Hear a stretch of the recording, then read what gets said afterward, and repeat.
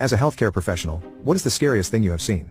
I have worked as a postpartum nurse for 10 years, but the scariest thing I've ever witnessed happened just recently. A new mother's eyes were rolling back in her head, because she was bleeding uncontrollably from her uterus.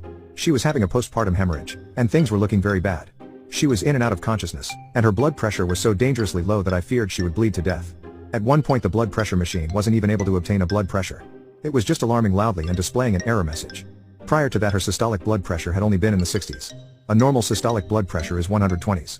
The woman was dying before my eyes, and I knew that if we didn't get blood in her quickly we would be coding her soon. The patient's mother watched in horror as we scrambled to administer medication to stop the bleeding, drew labs to determine blood loss and started a second foresight for transfusion. I ran to the blood bank as fast as I could after initiating the massive transfusion protocol.